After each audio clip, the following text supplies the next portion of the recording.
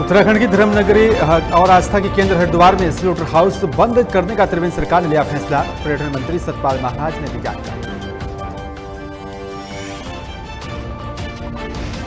डोईवाला में सड़क निर्माण को लेकर ग्रामीणों ने किया आंदोलन। प्रशासन ने कार्रवाई करते हुए सड़क निर्माण किया शुरू। ग्रामीणों ने सीएम त्रिवेंद्र सिंह रावत का किया धन्यवाद। उत्तराखंड में साइबर क्राइम को लेकर लगातार पुलिस लोगों को कर रही जागरूक। ऑनलाइन ठगी करने वालों से बचें और फोन कॉल का जवाब कैसे दें, दी जा रही जानकारी। सितारगंज में सरकारी क्रय केंद्र पर बेचे गए धान के नहीं मिले पैसे। नाराज किसानों ने उपजिलाधिकारी को सौंपा ज्ञापन। उपजिलाधिकारी ने दिया समाधान करने का आश्वासन। ऋषिकेश से चंबा उत्तरकाशी जा रही एक बस में अचानक लगी आग। आनन फानन में यात्रियों ने बस से उतरकर बचाई अपनी जान।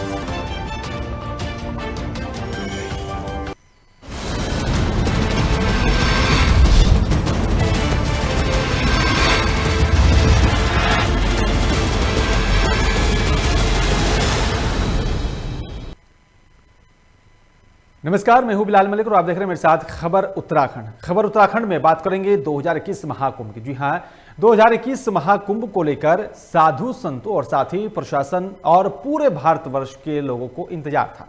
आज वो पूरा हुआ है। मुख्यमंत्री त्रिवेंद्र सिंह रावत ने सभी संतों को फूलों की माला पहनाकर स्वागत किया और हरी झंडी दिखाकर पेशवाई को रवाना किया। साथ ही उपरोक्त शोभा यात्रा पर आर्टिफिशियल तोप से सभी संतों के ऊपर फूल की बारिश की गई। और साथ ही आपको बता दें कि निरंजन अखाड़े से मैं यहाँ पर पहली पेशवाई SM जैन कॉलेज से कुंभ का आगाज देते हुए शुरुआत की। वहीं इस पेशवाई में देश के विभिन्न जगहों से आए साधु संत शामिल हुए और साथ ही बड़ी धूमधाम से निरंजनी अखाड़े से पेशवाई की शोभा यात्रा निकाली गई है। निरंजनी अखाड़े की पेशवाई की शोभा यात्रा में ऊंट, घोड़े, शिव तांडव, नासिक द्वारा वाद्य यंत्र और ढोल धमाकों के साथ नगर के लोगों को आकर्षित किया गया।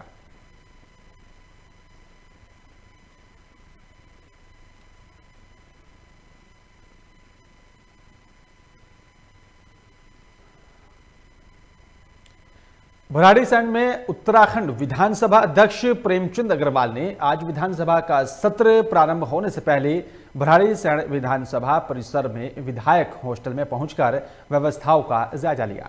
और इस दौरान विधानसभा अध्यक्ष ने विधायकों से भोजन और साथ ही रहने की संबंधित व्यवस्थाओं के बारे में भी जानकारी ली है।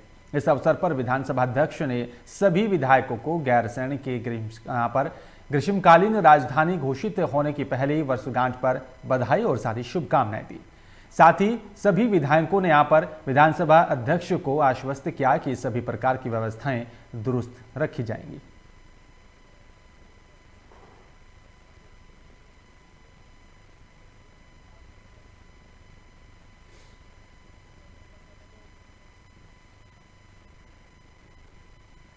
उत्तराखंड की धर्म नगरी और साथ ही आस्था का केंद्र हरिद्वार में बूचर खानू यानी कि स्लोटर हाउस को बंद करने का त्रिवेंद्र सरकार ने फैसला लिया है। पर्यटन मंत्री सतपाल महाराज ने इस संबंध में जानकारी देते हुए बताया कि मुख्यमंत्री ने हमारी मांग को स्वीकार कर लिया है। मुख्यमंत्री ने इन्हें तत्काल रूप से बंद करने के आदेश जारी किए। देवनगरी हरिद्वार में जहां पतित पावनी गंगा बहती है और जहां महान कुंभ का पर्व मनाया जा रहा है, अब वहां पशुवध नहीं होगा। हरिद्वार में स्लॉटर हाउस बनने जा रहा था जहां लगभग 500 गायों की वध होता। हम लोगों ने माननीय मुख्यमंत्री जी से आग्रह किया कि देवनगरी हरिद्वार के अंदर स्लॉटर हाउस नहीं होना चाहिए। उन्होंने हमारे आग्रह को स्वीकार किया। मैं उन्हें धन्यवाद ज्ञापित करता हूं। अब हरिद्वार में कोई भी पशुवध नहीं होगा। स्लॉटर हाउस पर रोक लगा दी गई है और ये सभी धर्म प्रेमियों के लिए बहुत ही शुभ सूचना है, मंगल सूचना है। धर्मनगरी हरिद्वार में जहां एक तरफ पूरे नगर में निरंजनी अखाड़े की पेशवाई निकल रही थी, तो वहीं दूसरी तरफ जूना अखाड़ा, अग्नि आवाज और साथ ही किन्नर अखाड़ा के धर्म ध्वज स्थापित किए जा रहे थे। धर्मनगरी हरिद्वार जयकारा और साथ ही आस्था में पूरी तरह से डूबी हुई नजर और साथ ही वहीं किन्नर अखाड़ा कुंभ में पहली बार शामिल हो रहा है। और साथ ही किन्नर अखाड़े ने यहाँ पर धर्म ध्वज स्थापित कर महाकुंभ का आगाज भी कर दिया है। और वहीं किन्नर अखाड़े की आचार्य महामंडलेश्वर महालक्ष्मी नारायण त्रिपाठी ने बताया कि किन्नर अखाड़ा का धर्म ध्वज स्थापित हो गया है और किन्नर अखाड़ा जूना अखाड़ा के साथ पेशवाई में शामिल होगा। वहीं कुंभ प्रशासन की तरफ से व्यवस्थाओं पर बोलते हुए कहा है कि बैरागियों में यहाँ पर भी रोष है, सबका अपना अपना रोष होता है। हरिद्वार 2021 का कुंभ दिव्य सत्य सनातन धर्म का लहराता हुआ ध्वज हमेशा लहराए, यही आशा है। और इसीलिए किन्नर समाज जो सनातन धर्म से कालांतर में विमुख हो गए, आताताइयों के वजह से किन्नरों का धर्म परिवर्तन बहुत जोरों शोरों से हुआ। किन्नर अखाड़ा 2015 में स्थापित हुआ क्योंकि सत्य सनातन धर्म में किन्नरों का अस्तित्व बहुत बड़ा है, उपदेवताओं की श्रेणी में है। और हमारे जूना अखाड़े के साथ, किन्नर अखाड़ा जूना अखाड़े के साथ शाही स्नान करता है, पर किन्नर अखाड़ा है। हरिद्वार में कुंभ मेले के दौरान अखाड़े में महामंडलेश्वर बनाए जाने की परंपरा है। दशनाम जूना अखाड़ा में भी विधि विधान और साथ ही मंत्रोच्चारण के साथ 5 महामंडलेश्वर बनाए गए हैं। जूना अखाड़े स्थित यहाँ पर माया देवी मंदिर के प्रांगण में अखाड़े की आचार्य महामंडलेश्वर अवधेशानंद गिरी महाराज ने आज 5 मंडलेश्वर को यहाँ पर दीक्षित किया है। इसके बाद सभी ने भगवान दत्तात्रेय की चरण पादुका पर पुकार लगाई और इसी के साथ ही यहाँ पर आज से ये 5 संत अखाड़े के महामंडलेश्वर बन गए हैं। इस मौके पर कुमाऊं और साथ ही गढ़वाल मंडल से आए लोक कलाकारों ने अपने नृत्य के यहाँ पर माध्यम से अपनी संस्कृति को भी प्रदर्शित किया।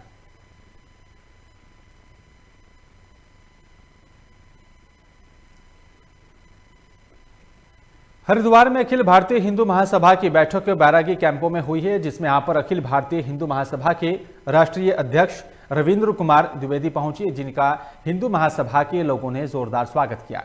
इस दौरान राष्ट्रीय अध्यक्ष रविंद्र कुमार ने कई लोगों को अखिल भारतीय हिंदू महासभा में शामिल किया। वहीं अखिल भारतीय हिंदू महासभा उत्तराखंड के युवा प्रदेश अध्यक्ष अजीत सिंह ने कहा है कि आज हरिद्वार के बैरागी कैंप में हिंदू महासभा की बैठक हुई, जिसमें राष्ट्रीय अध्यक्ष रविंद्र कुमार द्विवेदी के यहाँ पर समक्ष उत्तराखंड के कई युवाओं ने हिंदू महासभा की सदस्यता ली है और साथ ही दीवारों पर बनी यहाँ पर देवी देवताओं की तस्वीरों को लेकर विरोध जताया है।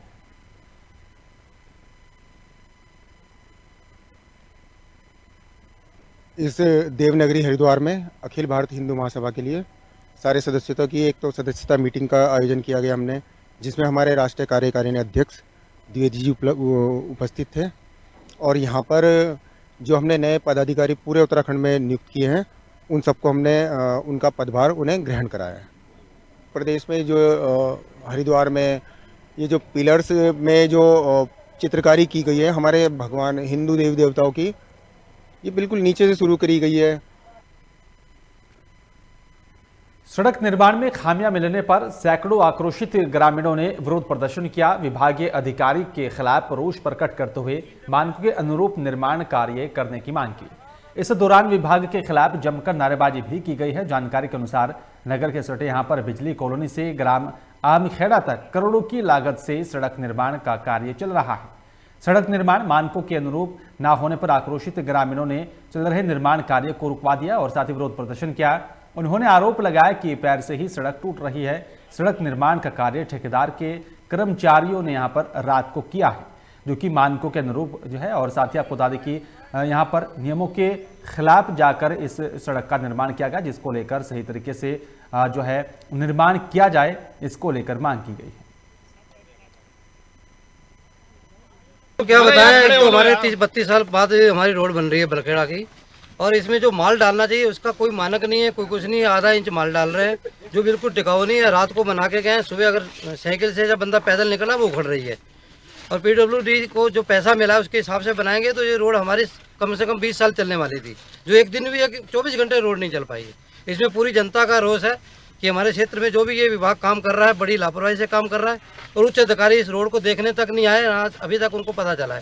रात को चला है, रोड सही नहीं बनी है, देख रहे हैं वो हाथ से उखड़ना चालू हो गई है। तो इसके लिए उच्च अधिकारियों को फोन किया है, वो लोग आएंगे तभी काम चालू होगा और गुणवत्ता के हिसाब से काम होना चाहिए। ऋषिकेश से चंबा उत्तरकाशी जा रही एक बस में अचानक आग लग गई थी, जिसके बाद आनन फानन में यात्रियों ने बस से उतरकर अपनी जान बचाई है। और वहीं बस चालक का कहना है कि चढ़ाई वाला होने की वजह से यहां पर इंजन गर्म होने के साथ शॉर्ट सर्किट होने की वजह से बस में आग लग गई थी। राहत की बात यह रही कि इस घटना में सभी यात्री पूरी तरह से सुरक्षित हैं। हालांकि स्थानीय पुलिस से जब इस बारे में बातचीत की गई तो उन्होंने इस मामले से जो है कहा कि इस पूरे मामले की उन्हें कोई जानकारी नहीं है।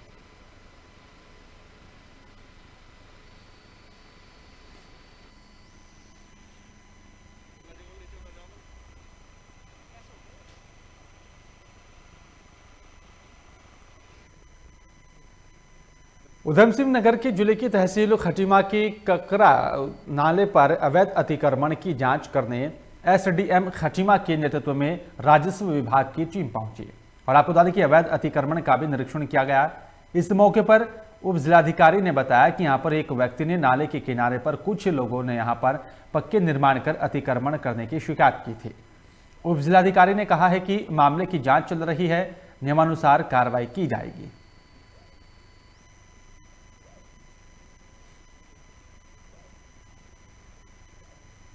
जो शिकायतें से प्राप्त हुई थी कि खतरा नदी नाले पर अतिक्रमण करके जो है उसके नाले की चौड़ाई कम कर दी गई है, जिससे पानी निकासी में दिक्कत आ रही है। और इस संबंध में न्यायालय में प्रकरण का विचाराधीन थे PIL वगैरह के माध्यम से भी इसमें काफ़ी उसमें बीच में कार्रवाइयाँ की गई थी। तो उसी को लेकर जाँच में आगे से यहाँ पर पहुँची है और जाँच के बाद जो भी कार्रवाइयाँ इसमें आगे अपेक्षित होंगी नियमानुसार वो आगे की जाएंगी। जो शिकायतें से प्राप्त हुई थी कि खतरा नदी नाले पर बहादुराबाद में शांतर क्षेत्र में 2 कंपनियों में आग लगने से इलाके में दहशत का माहौल देखा गया और बताया जा रहा है कि दोनों कंपनियों के पास ही दमकल विभाग की NOC नहीं थी और साथ ही CFO हरिद्वार के अनुसार दोनों कंपनियों के खिलाफ नोटिस जारी किया गया और वहीं हादसे में दोनों कंपनियों में करोड़ों का सामान जलकर राख हो गया है। मामले की जानकारी देते हुए यहां पर नरेंद्र सिंह कुंवर CFO ने बताया कि आग लगने की सूचना मिली थी, जिससे सिडकुल, मायापुर और साथ ही लक्सर क्षेत्र से दमकल विभाग की गाड़ियों को तुरंत बुलाया गया। फिलहाल आग पर काबू पा लिया है और लेकिन दमकल विभाग की यहां पर NOC इन कंपनियों के पास नहीं है। उन्होंने कहा है कि ऐसे में यहां पर कार्रवाई करते हुए इन दोनों कंपनियों के खिलाफ नोटिस जारी किया जाएगा। 10:30 बजे करीब हमें सूचना मिली थी NDT पे और गाड़ी हमारे मूवमेंट तभी हो गई थी। यहाँ से हमने मायापुर से और सिडकुल से गाड़ियाँ भेजी थी। उसके बाद कमी पड़ने पर हमने रुड़की और लक्सर से भी गाड़ी मंगा ली। कुल मिलाकर हमारी 4-5 गाड़ियाँ यहाँ पर काम कर रही है और अभी कंट्रोल में है। साथ में जो फैक्ट्री लगी थी वो बच गई है।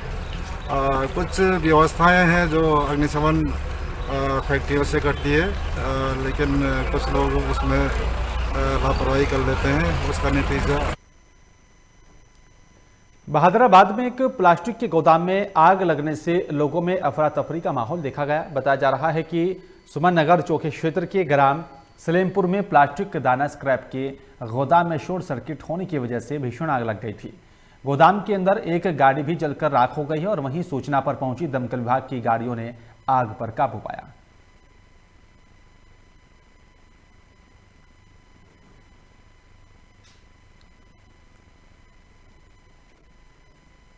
विकासनगर क्षेत्र के अंतर्गत ग्राम पंचायत रामपुर कला में गन्ना कृषक प्रशिक्षण कार्यक्रम में एक यहां पर जो है गोष्ठी का आयोजन किया गया, जिसमें गन्ना किसान संस्थान और काशीपुर के सौजन्य से रखी गई है। उधमसिंह नगर से आए यहां पर विशेषज्ञों की टीम ने किसानों को गन्ना उत्पादन के साथ शीतकालीन सह-फसली खेती और साथ ही नवीन तकनीकी से गन्ना बुआई विधि के बारे में भी जानकारी दी। वैज्ञानिक यहां पर विशेषज्ञ प्रमोद कुमार सिंह ने कहा है कि किसान गन्ने का बीज अपने ही खेत में अलग से तैयार कर सकते हैं और भी उन्होंने गन्ने की कई प्रजाति के बारे में भी विस्तार से बताया।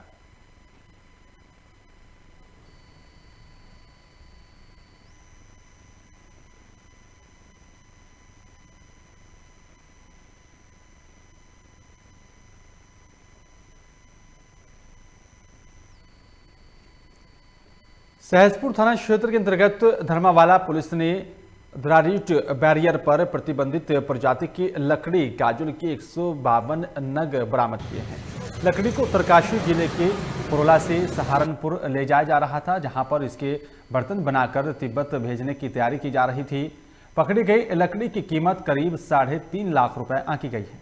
और वहीं पुलिस ने इस मामले में कार सवार 2 आरोपियों को गिरफ्तार कर लिया है। दरअसल बुधवार तड़के पुलिस टीम ने उत्तराखंड सीमा बैरियर पर तलाशी अभियान चलाया था, जहां पर विकास नगर की ओर से आ रही एक कार बैरियर पर पहुंची और जैसे ही कार को रोका गया तो यहां पर कार सवार कार छोड़कर भागने लगे। वहीं पुलिस टीम ने आरोपियों को घेर कर पकड़ लिया और साथ ही आरोपियों की कार की तलाशी लेने पर कार में प्रतिबंधित प्रजाति की काजल लकड़ी बरामद हुई है। एसओ नरेंद्र सिंह गहलावत ने बताया कि आरोपियों को यहां पर कोर्ट में पेश कर न्यायिक रिमांड पर लिया जाएगा।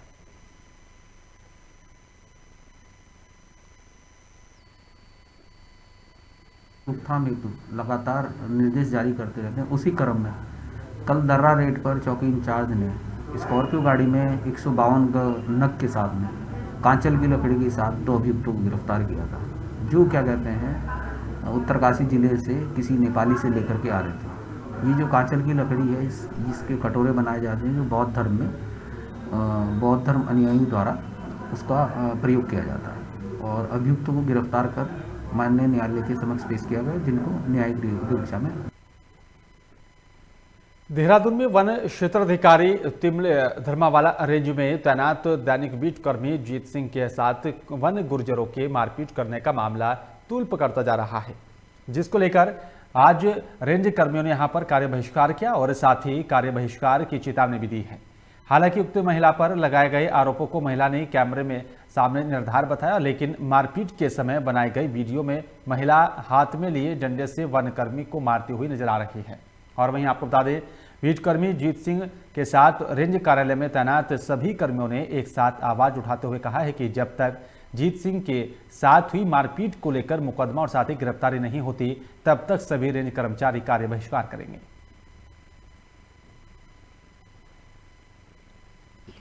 मैं जंगल में पत्ती काट रही थी, इतने में वो मुझे बोला पेड़ से जल्दी उतर, तुम बदतमीज साली, सारा जंगल काट देती हो। मैं उतरी, जैसे पेड़ से उतरी उसने एकदम मेरे साथ हाथापाई की। 15-20 मिनट तक इसी तरह रहे, मेरे साथ हाथापाई करते रहे। मैंने बोला छोड़ दो। जब उन्होंने नहीं छोड़ा तो मैं ज़ोर ज़ोर से चिल्लाने लगी। फिर उनके जो दूसरे साथी थे वो साथ में खड़े थे। फिर आई मेरी जेठानी, उसने आके मुझे छिड़वाया उनसे। जब तक तो मेरे कल्ली के साथ हाथापाई हो रही थी, इतना तक तो उन्होंने वीडियो बनाई नहीं। फिर उसने जब आके मेरी जेठानी ने मुझे छिड़वाया तो फिर उन्होंने वीडियो साथ जो है ये घटना हुई है। हम जो है बिनौल चौकी में दौलत तप्पड़ बस्ती में हमारा क्षेत्र है, तो वहाँ हमारा एक प्लांटेशन बना हुआ है जिसमें चौकीदार रखे गए हैं, उसमें छोटे छोटे पेड़े लगाए गए हैं और उन्हें रोकने के लिए हम उन औरतों को मना कर रहे थे कि भाई इन्हें मत काटो और जो है तुम गलत कर रहे हैं, लेकिन उन्होंने बोला है कि ऐसे मुंशी ऐसे दरोगा हमने बहुत देखे हैं, चले जाओ यहाँ से। मैं बोला भाई पाटल तो मैं लेके जाऊँगा। जैसे मैंने पाटल पकड़ी, उन्होंने मेरे से जो है मारपीट करनी शुरू कर दी। तो मेरे साथ एक लड़का दूसरा था संजय कुमार, जब ज़्यादा हो गया था तो उसने वीडियो बनाई। तो एक लड़का भी था बल्कि वहाँ, उसने बोला माँ जी वीडियो बना रही है आपकी और अब मत मारो। तो वो थोड़ी नीचे को चल गई और बल्कि उधर से भी फिर मारने की कोशिश भी कर रही थी। हल्द्वानी में साइबर क्राइम से लोगों को जागरूक करने के लिए एसएसपी प्रीति प्रियदर्शनी ने नई पहल शुरू की है। लगातार बढ़ रही ऑनलाइन ठगी और साथ ही फेसबुक प्रोफाइल को हैक कर ठगी के मामलों को लेकर किस तरह से बचा जाए, इसको लेकर नैनीताल पुलिस ने 35,000 पेपरलेट छपवाकर घर घर पहुंचाने को लेकर पहल शुरू की है। इसके अलावा सरकारी दफ्तरों या फिर थाने चौकी में आने वाले लोगों को भी जागरूक किया जाएगा और साथ ही सड़कों पर पुलिस जिन लोगों के चालान किए जाते हैं उन्हें भी पंपलेट को देकर साइबर ठगी और साथ ही सोशल मीडिया अकाउंट को कैसे सेव करने के लिए जागरूक किया जाएगा। एसएसपी के निर्देश पर पूरे जिले में ये व्यापक पहल शुरू कर दी गई है। सबसे पहले तो हम साइबर क्राइम से रिलेटेड जो अवेयरनेस है उसमें हम लोग बढ़ोतरी करना चाह रहे हैं। उसके लिए हम लोगों ने ऐसे 35,000 करीब पैम्फलेट छपवाए हैं, जो कि हम लोग अखबारों के थ्रू भी डेली जो न्यूज़पेपर्स बढ़ते हैं उसमें भी दे रहे हैं। साथ ही साथ जो हमारे जैसे हम ट्रैफिक की चेकिंग करते हैं, चालान काटते हैं, तो उन लोगों को भी देते हैं। थाने चौकियों पर भी जो लोग आ रहे हैं किसी भी अपनी कंप्लेंट को लेकर के, जो विजिटर्स हैं ऑफिस में आ रहे हैं, उनको भी दे रहे हैं। और कुछ हमने अलग अलग विभिन्न माध्यमों से भी इसको हम सभी लोगों तक पहुँचाने की कोशिश कर रहे हैं। इसमें बहुत बेसिक से पॉइंट्स कवर्ड हैं कि हम ऑनलाइन ठगी से कैसे बचें और दूसरा हम अपने सोशल मीडिया अकाउंट्स को कैसे सेव कर लें। ये 2 मेन एरियाज हैं जो हमारे साइबर क्राइम में आते हैं।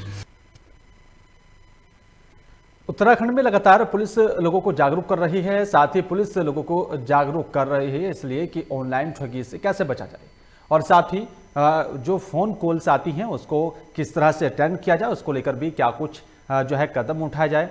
आपको बता दें कि यहाँ पर जो है खातों की डिटेल मांगते हैं, लेकिन फिर भी ऐसे लोगों की साजिश में, ठगों के जाल में लोग लगातार फंस जाते हैं। इसके बाद भी पुलिस लोगों को बचा रही है। रामनगर में एक बार फिर से पुलिस ने एक व्यक्ति को 9 लाख रुपए की चुपत लगने से बचाया है। आपको बता दें कि रामनगर के जोगीपुरा का रहने वाला किशोरी लाल ने कोतवाली में तहरीर दी कि जिसमें यहाँ पर उसने बताया कि 2 मार्च को उसके मोबाइल पर फोन आया, जिस पर व्यक्ति ने कॉल किया। उसने अपने आप को SBI शाखा का कर्मचारी बताया है और RD बनाने के नाम पर 10 लाख रुपए की ठगी करने की कोशिश की गई थी। पीड़ित ने जो टीवी नंबर बताने से मना किया तो उसने बताया आपके खाते से जो है पैसे कट गए हैं। ये तुरंत ATM गया तो ATM में देखा तो सिर्फ 5,000 रुपये इसके ATM में बैलेंस बचा था, जबकि इसके खाते में 9 लाख रुपए कुछ थे।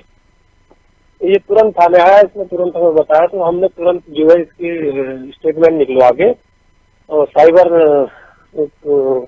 को डिटेल उपलब्ध करवाई। साइबर ने तुरंत जो है संबंधित को मेल करके उनके पैसे होल्ड अप करवाए और आज सुबह जो है बैंक को लेटर देंगे तो वापस करवाएगा इनके खाते में।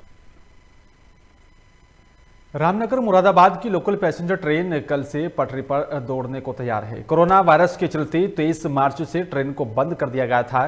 ट्रेन के दोबारा सुचारू रूप से चलने से आसपास के नगर वासियों में भी खुशी की लहर है। कोरोना के बढ़ते मामलों को देखते हुए 23 मार्च 2020 को रामनगर से मुरादाबाद और साथ ही मुरादाबाद से रामनगर आने वाली पैसेंजर ट्रेन को सुरक्षा की दृष्टि से जो है उसको चलाया जा रहा है। और साथ ही आपको बता दें कि अब जिसके बाद से ही इस ट्रेन को अनब्लॉक होने के बाद से ही नगरवासियों की यहाँ पर खोले जाने की लगातार मांग उठ रही थी। उसी को लेकर जानकारी देते हुए railway station master Umesh Chandra ने बताया कि कल से रामनगर से लोकल ट्रेन फिर से शुरू हो रही है।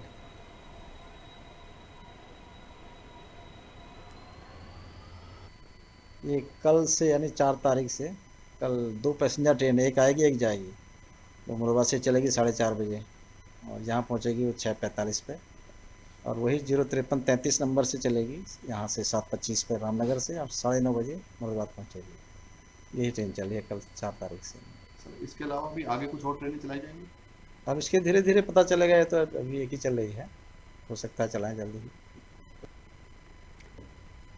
रामनगर पश्चिमी तराई के अम्पोखोरा रेंज में बिना अनुमति के मधुमक्खी पालन का अवैध कारोबार चल रहा है। इतना ही नहीं, वह मधुमक्खी पालन कर रहे हैं लोग स्थानीय लोगों को लाउड स्पीकर के जरिए लोगों को जंगल में जाने से मना कर रहे हैं, जबकि फॉरेस्टर का यहाँ पर भी यही कहना है कि मधुमक्खी पालन के लिए किसी भी तरह की अनुमति नहीं ली गई है। और वहीं DFO हिमांशु बागड़ी से जब इस बारे में बातचीत की गई तो उन्होंने कहा है कि इस मामले के संज्ञान में जो है पहले नहीं आता और अगर ऐसा कुछ हो रहा है तो आरोपियों के खिलाफ तुरंत कार्रवाई की जाएगी। जी, ये प्रकरण आपके द्वारा संज्ञान में लाया जा रहा है। उसके अलावा जैसे हमारे यहाँ मौन पालक द्वारा आवेदन दिया जाता है कि उन्हें मौन के डब्बे जंगलों से और आबादी से लगे हुए क्षेत्र में रखने हैं, तो उनसे फीस लेकर उनको अनुमति दी जाती है। तो अगर जहाँ के स्थान का आप कह रहे हैं वहाँ पर अनुमति अगर नहीं दी गई, उसके बाद अगर उनकी तरफ रखा गया है तो उनके जो डब्बे पे रखे हुए हैं उनके विरुद्ध। डोईवाला ब्लॉक की थाना क्षेत्र में रामनगर डांडा गांव की शहीद नरपाल सिंह मोटर मार्ग की हालत पिछले लंबे समय से काफी खराब है। सड़क की बदहाली गांव के लोगों पर भारी पड़ रही है, जिसके बाद गांव के ग्रामीणों ने सड़क बनाने की मांग को लेकर आंदोलन किया था। तो शासन प्रशासन ने ग्रामीणों के आंदोलन का संज्ञान लेकर तत्काल कार्रवाई की। मुख्यमंत्री की OSD धीरेन्द्र पवार ने लोक निर्माण विभाग और साथ ही वन विभाग थानों के बीच चल रहा विरोध खत्म कराया और विभाग को समन्वय बनाकर सड़क निर्माण के निर्देश दिए हैं, जिसके बाद अब लोक निर्माण विभाग ने गांव की सड़क का निर्माण शुरू कर दिया है। सड़क का निर्माण शुरू होने पर गांव के अशोक तिवारी ने मुख्यमंत्री त्रिवेंद्र सिंह रावत का आभार जताया है और शासन प्रशासन को धन्यवाद किया। साथ ही ग्रामीणों की समस्या को प्रमुखता से उठाने पर मीडिया कर्मियों को भी धन्यवाद दिया गया। सर, खुशी तो बहुत ज़्यादा है और सरकार का भी हम धन्यवाद करना चाहेंगे और सरकार ने हमारी बात मानी और हमारा संघर्ष भी जो है रंग लाया। ये 20 साल से ये रोड नहीं बन पाई थी, तो अभी हम सब गाँव वाले उत्साह में हैं और अभी हम लोग भी खुद इसमें देख रेख कर रहे हैं कि ये रोड पे कार्यक्रम कैसा चल रहा है, और हम लोग सब अपने आंखों के सामने ये काम कर रहे हैं। मीडिया के लिए बहुत बहुत धन्यवाद। अगर मीडिया इसी तरह से कार्यक्रम करती रहे तो शायद मैं समझता हूँ कि एक दिन उत्तराखंड खुशहाल व उन्नत बन जाएगा।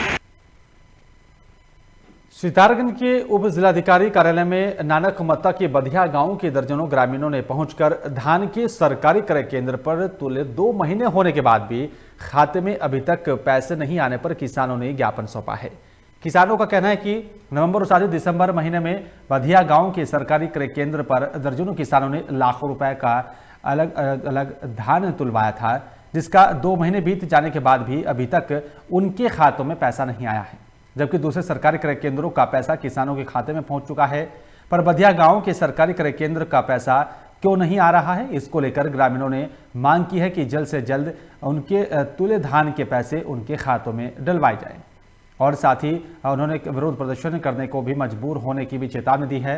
वहीं उप जिलाधिकारी ने मामले का संज्ञान लेते हुए विभाग से जल्द ही खातों में पैसे डलवाने के निर्देश जारी किए। हम अधिकारी के पास आए थे, हमने अपना धान सेंटर सरकारी सेंटर में तुलवाया गांव में, तो जिसका हमें पेमेंट नहीं मिला, तो हम जिस इंचार्ज ने धान तुलवाया उसके पास फ़ोन करके कहा कि हमारे खाते में पैसे डाल दो, तो वो ये कह रहे हैं कि हम 1 हफ्ते में डाल देंगे। 1 हफ्ता करते करते आज 1 महीना हो गया, तो हमारे पैसे अभी खाते में नहीं आए। तो हमारे आस पड़ोस सेंटरों में जो भी धान बिका वो सबके पैसे खातों में आ गए, उन्होंने ले लिए, अपना काम चला रहे हैं। और हमारा ग्राम बंदैया में करीबन पैसे किसी काश्तकार के नहीं आ रहे हैं। काश्तकार आज इसलिए आए हैं कि सरकारी केंद्रों पे धान तुलवाया था, जिसकी पेमेंट अभी तक नहीं मिली है। काश्तकार परेशान है हर तरह से, बैंकों के लोन देने हैं, सोसाइटियाँ देनी हैं, बिजली के बिल रुके पड़े हैं, और तो और काश्तकार अपने घर के सौदे के लिए भी परेशान है। तो मेहरबानी करके ये हमारा जो पेमेंट है वो खातों में। और फिलहाल इस बुलेटिन में मेरे साथ सिर्फ इतना ही। बाकी तमाम खबरों के लिए आप देखते रहिए लोकमंच। नमस्कार।